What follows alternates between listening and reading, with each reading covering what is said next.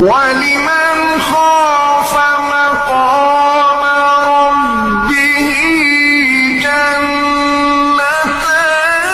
فبأي آلاء ربكما تكذبان ذواتا